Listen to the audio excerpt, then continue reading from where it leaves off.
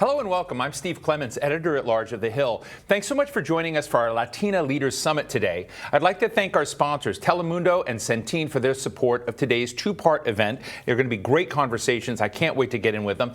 Even before COVID-19 disrupted our lives, Latinas face the largest wage gap among women workers in the United States, and we're one of the most underrepresented demographics in leadership positions across the public and private sectors.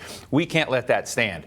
How can we address the lack of Latina representation among our institutions to better reflect the diversity of the American population? And what should be done to create pathways to real opportunity and genuine growth, not fake growth? This is not about fake stuff. We're going to get into the real hardcore questions of how this community is represented in the way it should be. How can we rebuild a more just and equitable economy following COVID-19 and providing the resources Latina women deserve to succeed? Over the next 2 hours, we're going to hear from inspiring and accomplished Latina leaders from all walks of life for a discussion on empowerment and progress and how we can continue to build on Latina leadership across this country. I'm especially happy to be joined by media veteran Juleyka Lantigua Williams. She is so cool. Founder and CEO of a production company, Lantigua Williams and Company. Go there. I've been there. She's doing so many great things. She's, as well as my colleague from the newsroom, Rafael Bernal. He's somewhere in Seattle, but he's going to be joining us here. He's going to be helping to lead with some of these conversations. Before we get underway, a few housekeeping notes. You can tweet us at The Hill Events using the hashtag The Hill Latina. We're broadcasting live and we'll be taking your questions throughout the program. Please don't laugh at this, but they say if anything happens with the live stream, just refresh the page and it will all work for you. It rarely does for me, but I hope it does for you. Our first guest is Isabella Guzman, this 27th administrator for the U.S. Small Business Administration. She previously served as the director of the California Office of Small Business Advocate. Administrator, it's great to see you. I hope you're having fun here in D.C. now. I know it's always hard to leave California. I had a hard time leaving California. But look, I mean, I have this kind of view of the world that perhaps is a little off. You know, when I look at diversity and inclusion across the board, and I look at firms and organizations and causes that are diverse and inclusive, they do better than others that are not. And so as we talk today about outstanding Latina leaders, the challenges that they've overcome, what they represent, and where we need to go, my question to you is, why is it such a big lift? Why is it such a big lift that we need to focus in this way, and that gravity is not taking us there naturally?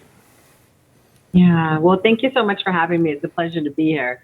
You know, the economy is so critical, and entrepreneurship as a pathway to building wealth within our economy is really my passion and what I'm interested in. You know, Latinas have been starting businesses at really high rates. And so within the entrepreneurship space, they're there. And it's about giving them the tools and the empowerment so that they can build their businesses, grow them larger, be able to take advantage of opportunities, narrow those opportunity gaps so that they can create the jobs that we need to be globally competitive. And you know, we know ideas come from everywhere and anywhere, and we're seeing that in the types of startup creation rates from women and people of color broadly. But now it's all about empowering them with the actual tools. So that's what the Biden-Harris administration is really committed to: equity within our programs, a whole of government approach to trying to transform our agencies and the programs that we implement. So it is all about being authentic leaders and making sure that we're representative of the people that we serve.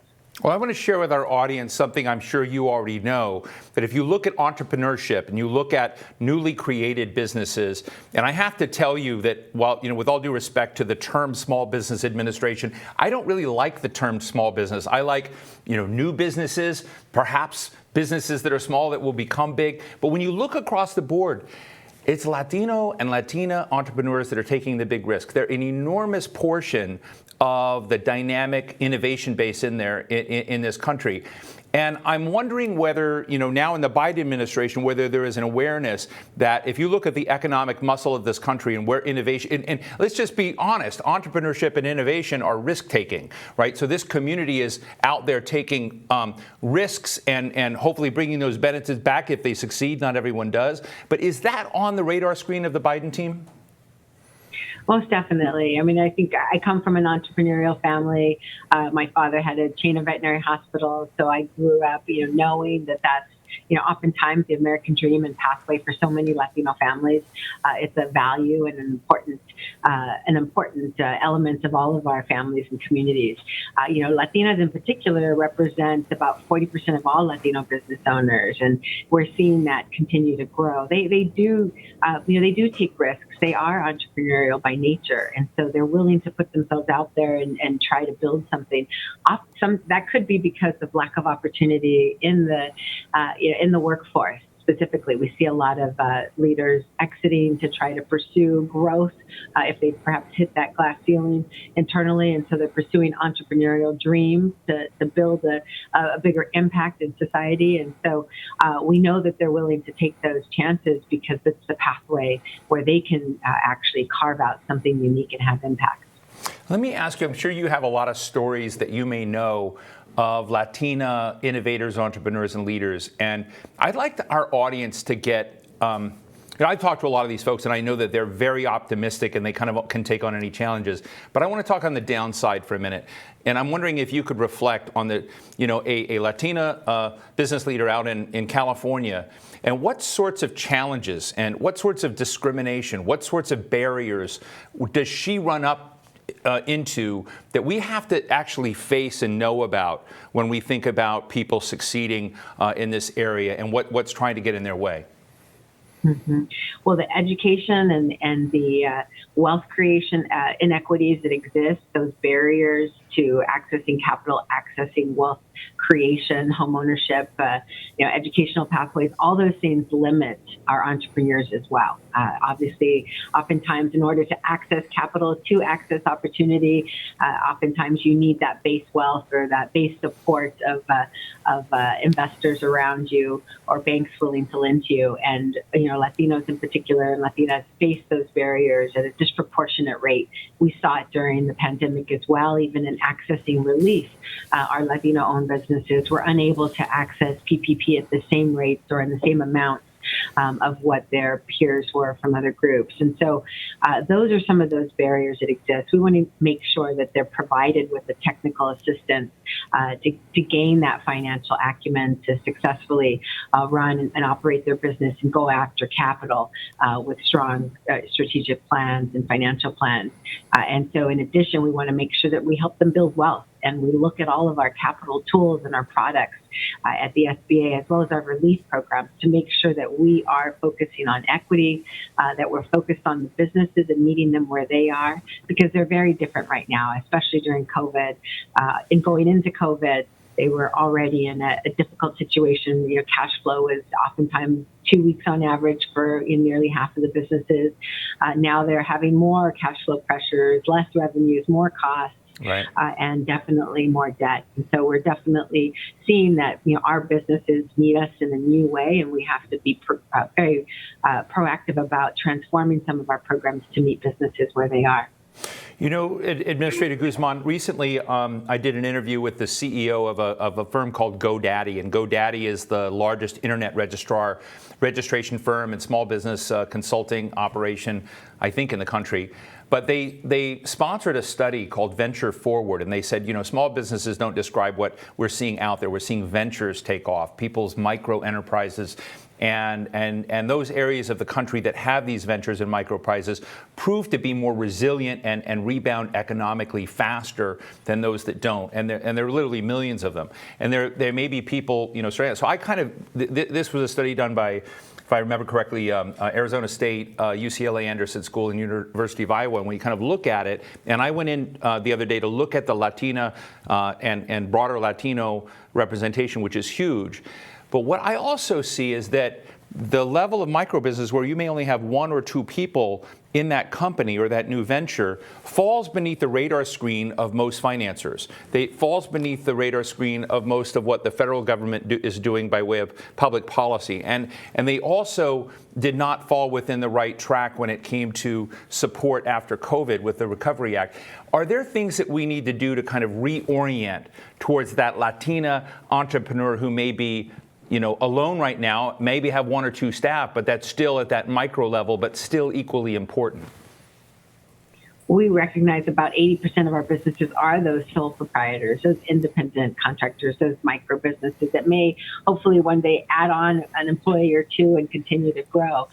But we are definitely focused on those entrepreneurs. The Biden-Harris administration immediately came in and started transforming programs, under relief programs, to make sure that we met the needs of those businesses. We saw our PPP numbers jump dramatically with smaller businesses, 20 and under employees, hitting 96% of all of our PPP loans in 2021.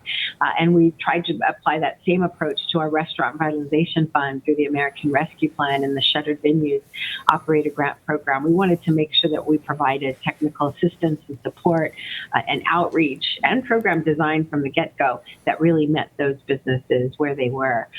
We know that these businesses are large contributors to the economy by employing themselves and by being entrepreneurial and taking those risks.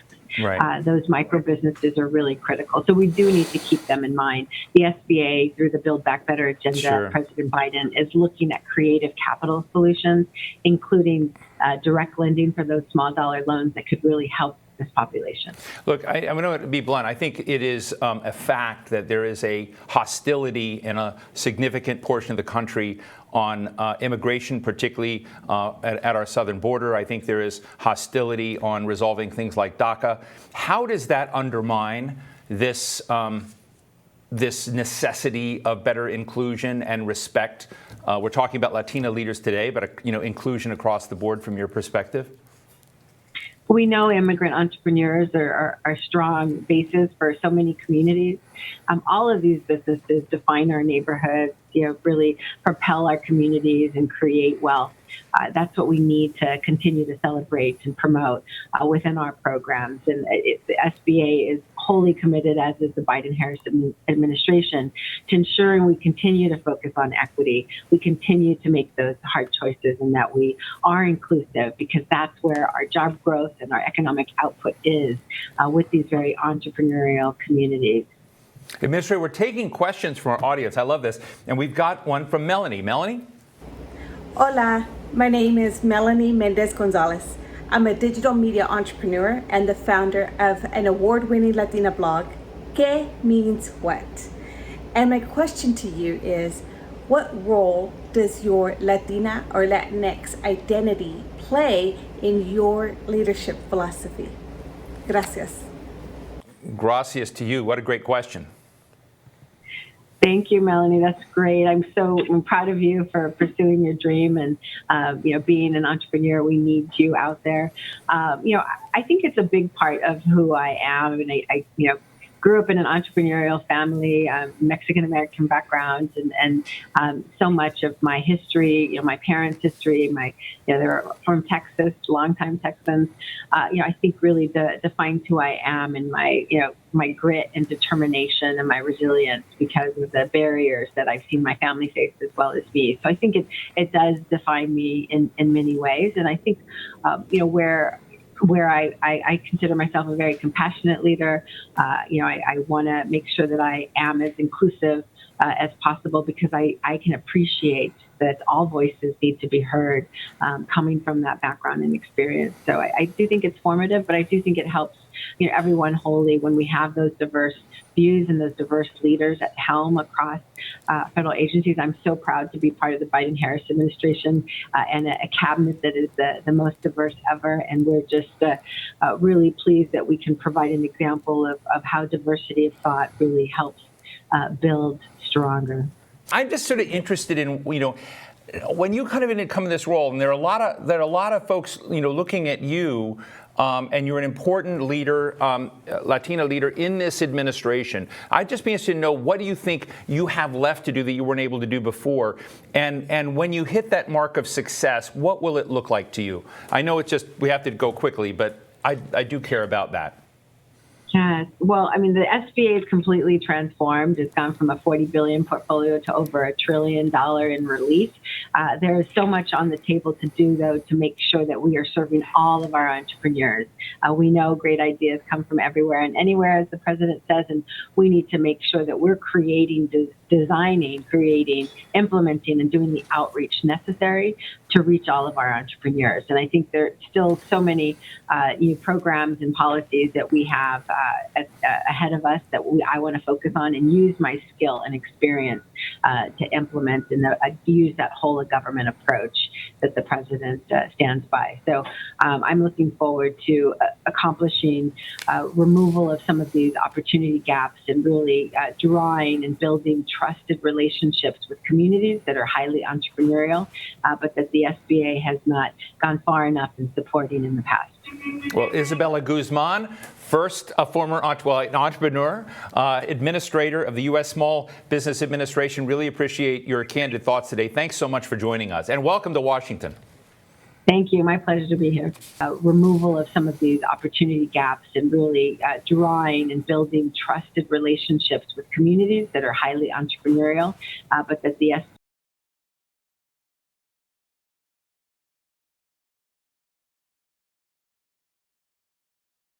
SBA has not gone far enough in support.